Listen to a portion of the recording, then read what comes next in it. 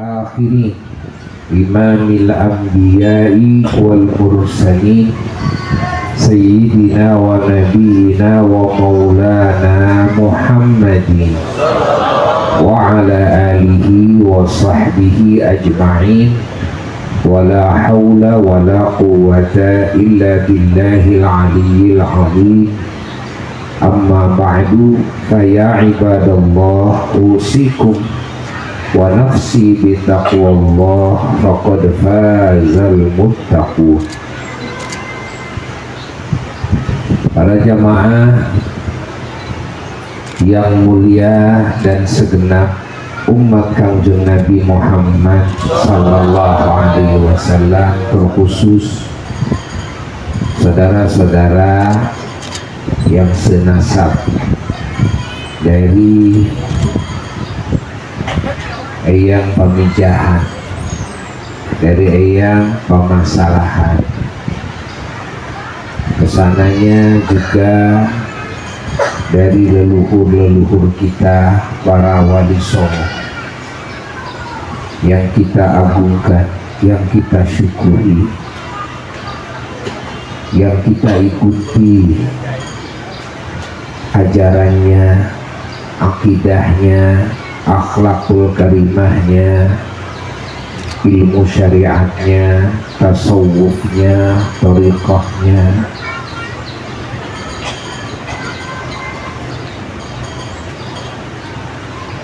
Yang beliau-beliau telah sukses menyebarluaskan ajaran baginda Rasulullah sallallahu alaihi wasallam di muka bumi, terkhusus di Indonesia dan di Nusantara, yang diteruskan oleh para putra muridnya, oleh keluarganya dan keturunannya, turun-temurun melahirkan wali, melahirkan ulama-ulama, melahirkan dai-dai yang agung, sehingga sampailah kepada kita. Dan para wali songo ini adalah zuriyahnya Rasulullah sallallahu alaihi wasallam. Menurut sebagian ulama, kecuali 2 orang yang tidak termasuk zuriyah Rasulullah sallallahu alaihi wasallam. Dan para wali songo ini juga keturunan Ba'alawi, ya, yang sekarang sedang ramai. Ada sekelompok yang membatalkan nasab Ba'alawi, para habaib, ya, dibatalkan oleh sekelompok, dianggap bukan dzurriyyah Rasulullah sallallahu alaihi wasallam, yang mana didustakan oleh kita. Satu orang saja sudah cukup mendustakan. Ya, ini yang didustakan. Nah, bayangkan berapa banyak jumlahnya yang sudah wafat dan yang masih hidup dan yang akan datang. Lalu di dalamnya banyak sekali para ulama, para wali, ya, pengarang kitab, dan juga ahli hadis, ahli tafsir, ahli fikih, dan para qadhi, para hakim-hakim, para mufti-mufti. Masya Allah, itu di dalamnya, ya.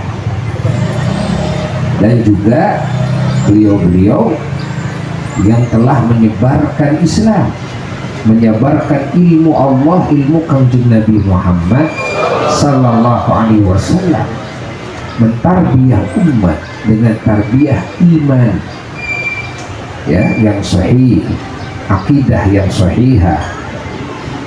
Dengan apa? Dengan syariat Islam yang sahihah, baik yang bermadhabkan Imam Syafi'i maupun yang bermadhabkan Imam Maliki, Imam Malik bin Anas, Imam Abu Hanifah, yakni Imam Hanafi, Imam Ahmad bin Hambal, Imam Hambali. Nah, lalu juga yang mentarbiyah ihsan, adab dan akhlak, ilmu tasawuf, ya. Dan itu tidak bisa disangkal yang menyebar luaskan Islam. Masya Allah, beliau-beliau berpencar, Masya Allah, meninggalkan kampung halamannya, meninggalkan keluarganya, meninggalkan rumah dan kekayaannya demi untuk menjalankan tanggung jawab besar dari Allah, dari baginda Rasulullah SAW, dan itu adalah datuk-datuknya merasa punya tanggung jawab lebih daripada yang bukan dzurriyyah, yang bukan keturunan Kanjeng Nabi. Makanya beliau-beliau ya siap mati ya dalam menyebarkan Islam, siap menanggung resiko apapun, jangankan dicaci, dimaki, didustakan, ya kan? Nah, ini sampai berapa banyak keluarga Nabi yang dibunuh, yang diracun, ya? Seperti Sayyidina Husain radhiyallahu taala anhu, cucunya Rasulullah SAW, sampai juga sampai kuburannya terpisah, jasadnya di negeri ini, kepalanya di negeri ini. Kepala Sayyidina Husain kan di Mesir, tapi cuma kepala doang. Nah, kuburan Sayyidina Husain itu cuma kepala doang, jasadnya beda, jasadnya beda negara. Allah, saking apa? Saking merasa tanggung jawab.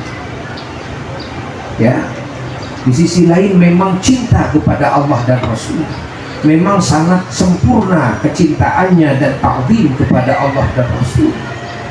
Masya Allah, memang sangat menginginkan mati. Pahami oleh kita ya, sampai masuk ke Indonesia ya, masuk ke Nusantara dengan akhlak yang mulia, dengan adab, tata krama, sopan santun, Masya Allah, dengan berbuat kebaikan-kebaikan, dengan menjalin hubungan kasih sayang, hubungan cinta, yang mana di Indonesia saat itu mayoritas non-muslim, yang Hindu, yang Buddha, yang Konghucu, yang tidak beragama, kan begitu kan? Nah, akhirnya berjatuhan satu demi satu, bahkan ada yang satu kampung langsung memeluk Islam. Kenapa? Karena melihat begitu agungnya ajaran Islam yang diperlihatkan melalui perilaku dan kehidupan para ulama-ulama ini ya, daripada dzurriyyah Rasulullah SAW, ditambah dengan karomah mustajab doanya, sehingga orang-orang yang berlindung kepadanya, yang sakit ingin sembuh, minta doanya sembuh, bahkan lebih daripada itu ya, manakibnya para dai-dai dulu kan, yang buta melihat, yang gila sembuh mendadak, yang tidak bisa jalan gitu kan, yang bisu ya juga bisa langsung berbicara, yang tuli bisa langsung mendengar. Masya Allah, dan karomah-karomah lain. Ini keistimewaannya bukan sekedar dai atau ulama yang biasa-biasa, enggak, tapi ulama-ulama yang punya karomah ya, yang punya ilmu kasyaf, yang sesiduh metu saucap nyata, gitu kan?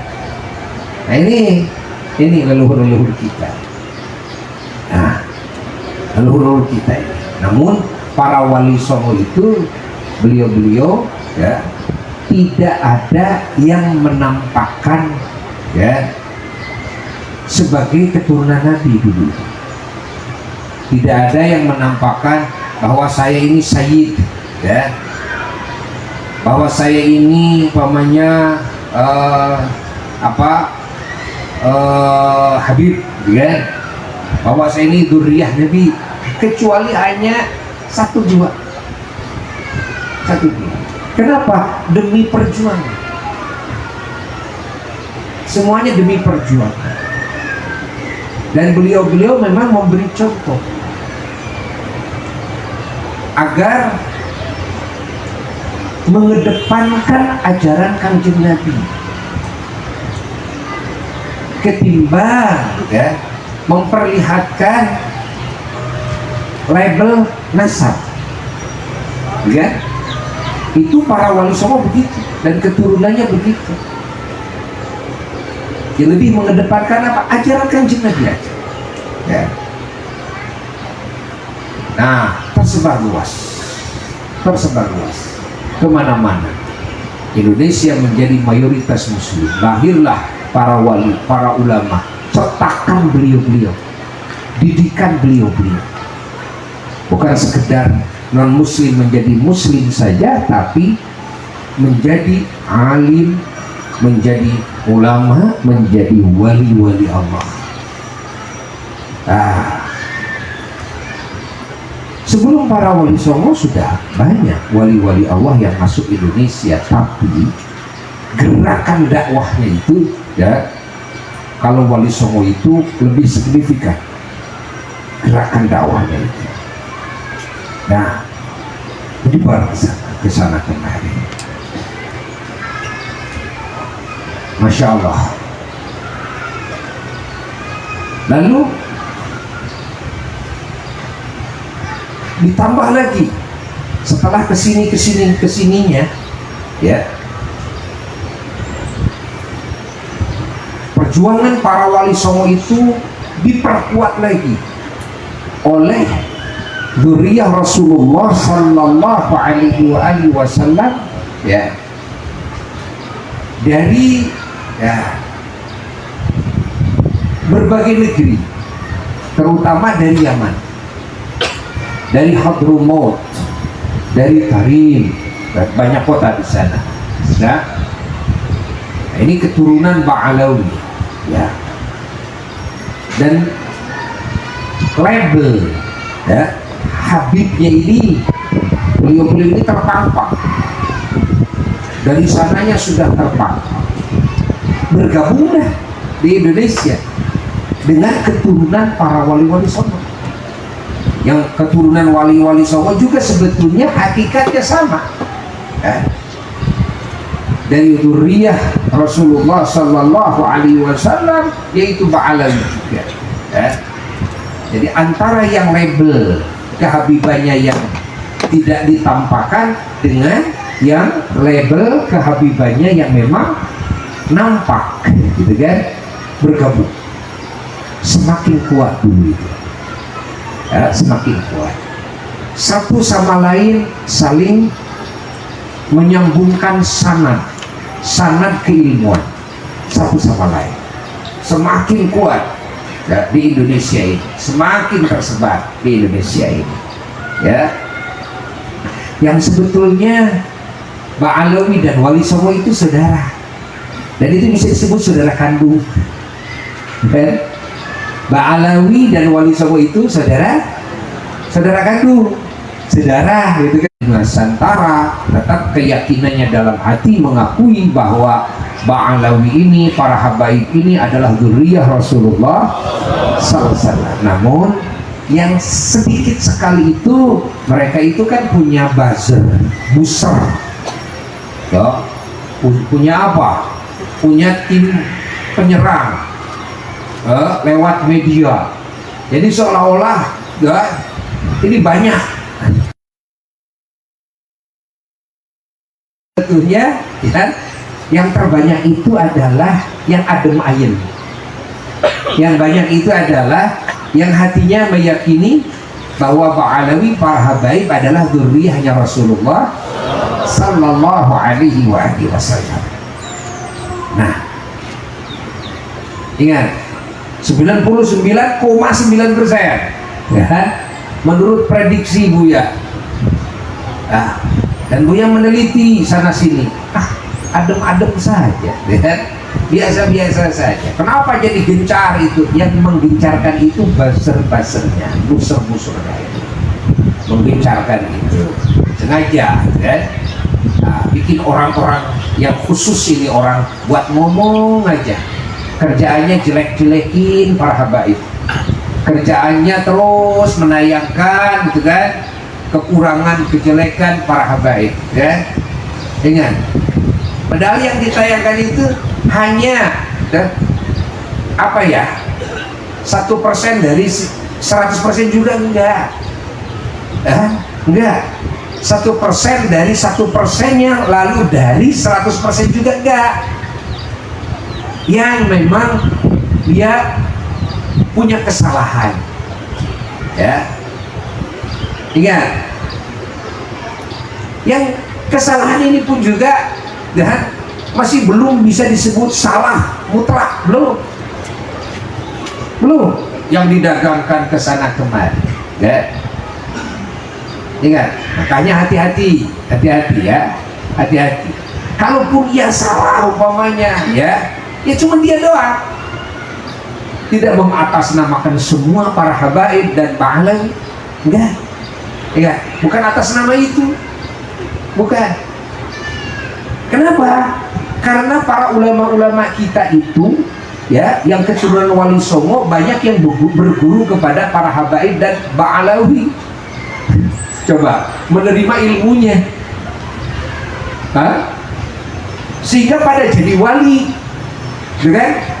Karena berguru kepada para ulama Ba'alawi, termasuk siapa? Syekh Nawawi Al-Bantani, salah satu gurunya adalah Ba'alawi, termasuk Syekh Yahya Hasyim Asy'ari, termasuk Syekh Khalil Bangkalan Madura, banyak lagi para ulama, termasuk Guru Zaini di Kalimantan, ya, Tuan Guru Sekumpul, termasuk Ki Arsyad leluhur beliau Al-Banjari, termasuk juga Syekh Yasin Al-Fadani yang dari Padang, yang punya gelar musnidud dunia, musnid sedunia, kan? Beliau dari Padang, guru para ulama ahli hadis itu, ya. Siapa itu sanad ke atasnya? Banyak. Di antara gurunya adalah Ba'alawi, para habaib. Loh, itu yang jelas-jelas, keilmuannya jelas, kitab-kitabnya jelas, Masya Allah. Bughyatul Mustarsyidin, karangan siapa? Ya karangan Habib Ba'alawi itu, yang dikaji oleh para ulama sedunia. Bayangkan di pesantren-pesantren. Masya Allah, tabarakallah. Imam Abdullah bin Alwi Al-Haddad, Nasuihud Diniyah, Ad-Da'watut Tamah, terus syarah apalagi, kitab apalagi, Mu'awana, apalagi, banyak lagi, wah banyak sekali, kan dikaji. Rotib Al-Imamul Haddad, rotibnya dikaji oleh para wali, para ulama, bukan cuma di Indonesia aja, di muka bumi. Siapa Al-Imam Al-Haddad? Oleh pensyarah Fathul Mu'in, oleh penghasiah Fathul Mu'in. Apa itu? Dalam I'anatut Talibin. Kan I'anatut Talibin dijadikan rujukan oleh para ulama-ulama di dunia. Yang mengarang I'anatut Talibin, pengarang I'anatut Talibin menyebutkannya tentang Al-Habib Abdullah bin Alwi Al-Haddad sebagai Qutbul Ghaus. Disebutkan, Syekh Nawawi menyebutkan bahwa ini adalah keturunan Rasulullah SAW. Keturunan Rasulullah SAW itu istilahnya, kata Syekh Nawawi, ya, istilahnya ada yang namanya Habib, ada yang namanya Syarif, ada yang namanya Sayyid. Itu semuanya sama saja. Jadi Syekh Nawawi Al-Bantani yang menjelaskan, lihat di dalam apa itu, Uqudul Jer, ya, dalam kitab Uqudul Jer, tuh dijelaskan oleh Syekh Nawawi Al-Bantani, gurunya para ulama Nusantara. Bahkan beliau disebut apa di Arab itu Sayyidu Ulama'il Hijaz, gelarnya adalah Majid, yakni Saudi Arabia. di zamannya. Bayangkan di zaman Syekh Nawawi. Nah, Syekh Nawawi sendiri mengakui, kan? Imam Ibnu Hajar mengakui dalam kitabnya, dan para ulama-ulama lain pada mengakui semuanya. Ingat, ajarannya begitu agung, begitu suci. Tidak ada ajaran terorisme, tidak ada ajaran keributan, tidak ada ajaran memecah belah, tidak ada ajaran ujar kebencian, tapi ajaran agung. Kalau Buya, kaidahnya enteng lah bagi orang awam. Apa? Kira-kira kalau punya akhlak yang tercela dikit aja, mau jadi wali nggak? Mau jadi wali nggak? Bisa punya karomah nggak? Bisa punya kasab nggak? Bisa ma'rifat kepada Allah nggak? Dikit aja. Sementara para habaib, para ulama itu banyak. Para ada yang membatalkan, mengatasnamakan keturunan Wali Songo. Cuma mengatasnamakan doang. Keturunan Wali Songo itu sangat banyak sekali di Indonesia, di Nusantara tersebar. Cuma segelintir sekali. Ingat, segelintir ya, segelintir. Dan ini yang sekarang menjadikan apa namanya keretakan. Ya, ini yang ya, menjadi sebab sekarang terjadi permusuhan. Ya, ingat, antara ulama dan habaib, antara ulama dan ulama. Tuh, terjadi penghinaan, terjadi juga apa fitnah yang disebar, dibikin-bikin dan sebagainya. Tuh, ini sekarang kita jangan ikut-ikutan, ya, jangan ikut-ikutan. Nah, kita ikut ulama saja, ikut para wali saja, udah gitu aja, enteng, ya.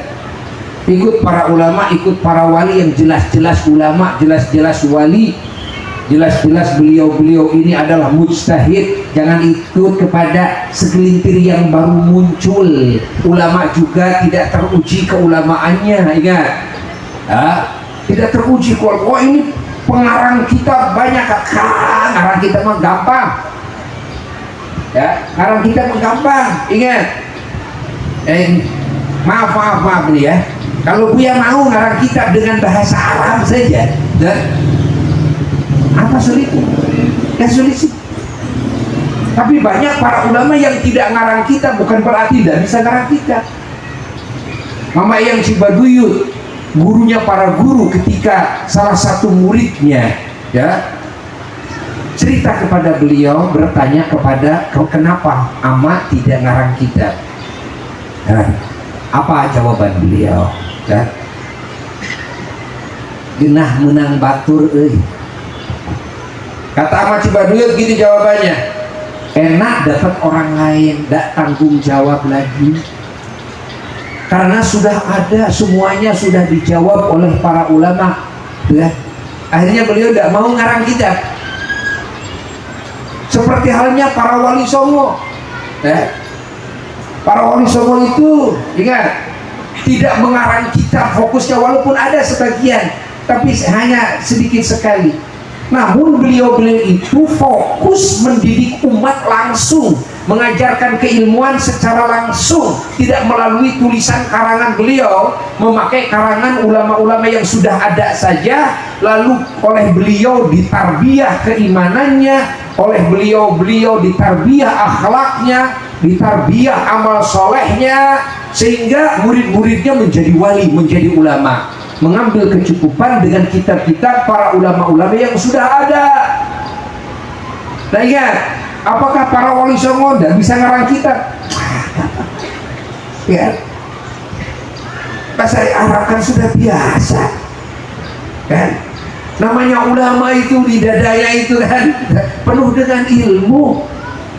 Nah, namun ingat, ulama itu lebih memilih, banyak yang lebih memilih mengambil kecukupan, ingat, dengan kitab-kitab para ulama-ulama yang sudah ada.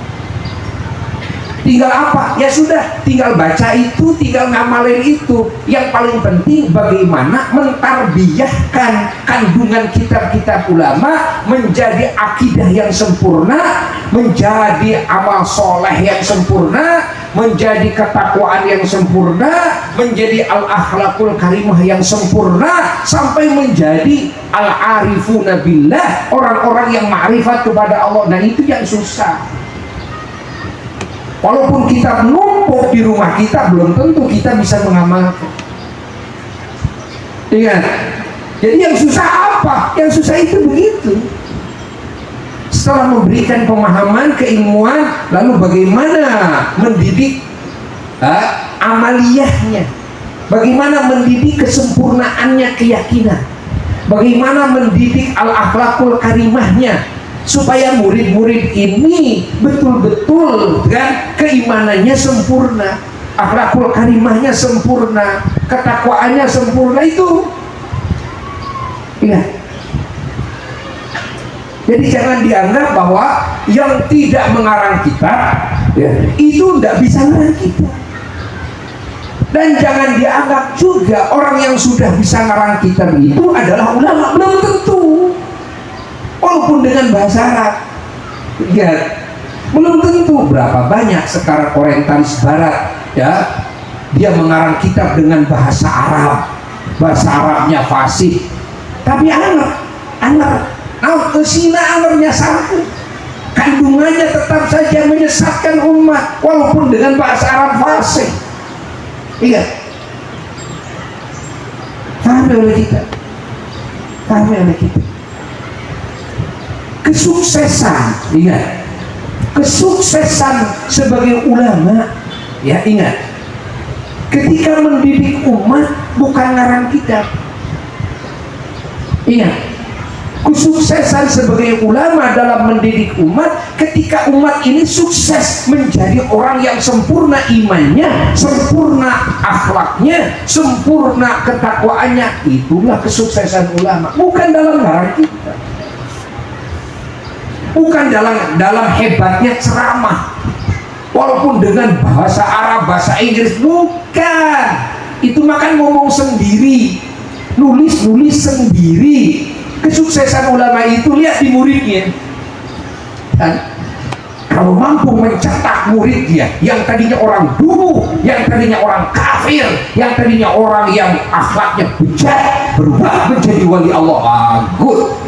Bisa mendidik, mencetak satu orang saja sudah luar biasa. Apalagi ulama-ulama dulu itu melahirkan murid-murid beratus-ratus, beribu-ribu, menjadi ulama semua, menjadi wali-wali semua. Ya? Artinya hebat kan? Hebat. Catat oleh kita semuanya. Ya, hayati oleh kita semuanya. Makanya kita jangan sampai terpancing dengan isu ini, ya. Jangan sampai kita percaya lalu kita meninggalkan kepercayaan kita kepada para aulia, para ulama-ulama Allah.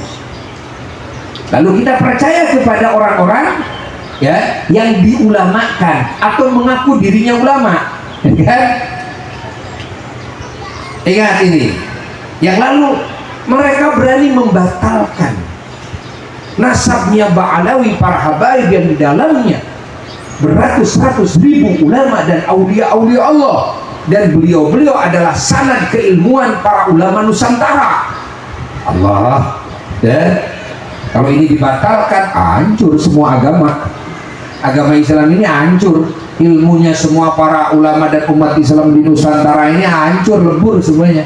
Gara-gara apa? Gara-gara menuding Ba'alawi bukan dzurriyyah Nabi, dianggapnya nanti tidak terpercaya ya, para ulama habaib ini tidak thiqah, dianggapnya munafikin, dianggapnya penipu, dianggapnya pembegal nasab dan sebagainya. Ini berbahaya besar, bisa mengakibatkan kepada apa? Kufur, kata Nabi. Ingat, yang kedua kata Nabi, wan niyahah 'alal mayyit. Ingat, maksiat yang bisa mengakibatkan kepada kekufuran adalah niyahah. Apa niyahah? Istilah orang Sunda mengarah sula ketika ditinggal mati oleh keluarga umpamanya, oleh sahabat umpamanya, sampai merobek-robek baju, memberantakan rambutnya, ya, dia acak-acak, ya, sambil nangis, sambil jerit-jerit gitu kan, memperlihatkan ketidakridhoan terhadap takdir Allah. Nah, ini namanya niyahah. Niyahah ini bisa menyeret diri orang tersebut kepada apa? Kekufuran. Nah, makanya Buya bikin makalah, disebar luaskan itu. Kenapa? Ini bahaya kalau ada umat Islam, ya, lalu ikut percaya kepada kan tipu daya iblis, ya, yang memunculkan pemikiran yang membatalkan, ya, nasab Alawi ini sebagai dzurriyyah Kanjeng Nabi Shallallahu Alaihi Wasallam. Lalu kalau ikut-ikutan, ingat bisa jadi murtad. Kalau nyerahin kufur namanya apa? Ya murtad. Bisa jadi murtad. Ingat, walaupun tidak bisa disebut langsung kamu murtad, enggak. Namun ini bisa menyeret kepada kemurtadan, kekufuran itu. Ya, ini ini wajib dibentengi oleh para ulama nih, oleh semua ulama wajib dibentengi umat Islam ini, ya.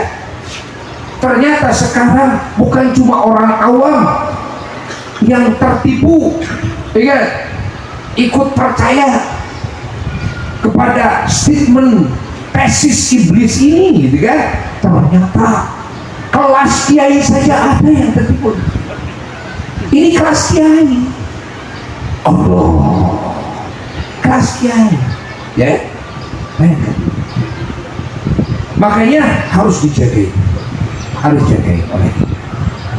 Ingat, kita harus melihat dan mengikuti para wali-wali dan ulama-ulama Allah di muka bumi ini, yang semuanya di muka bumi ini tidak ada seorang pun ulama dan wali Allah yang membatalkan nasab Alawi sebagai dzurriyyah Nabi. Tidak ada. Bahkan semuanya mengakui, ya. Maka kita ikut itu dan kita terus jalin hubungan kasih sayang, jalin hubungan cinta. Ingat, dengan semua pihak. Dan kita terus nasihati yang tidak benar pemikirannya, nasihati yang tidak benar niatnya, nasihati yang tidak benar etikanya, nasihati yang tidak benar perbuatannya, ya. Apalagi yang mengatasnamakan Wali Songo, juga yang mengatasnamakan dzurriyyah Rasulullah SAW. Kalau memang salah, nasihati oleh kita. Kalau memang salah, luruskan oleh kita. Kalau salah, ya kan bukan Rasul, bukan Nabi, tidak maksum. Boleh jadi, ya, ada salahnya. Walaupun itu habaib, ya, ingat, ya. Kalau salah ya salah, ya. Keturunan Wali Songo ya sama. Wali Songonya saja juga tidak maksum.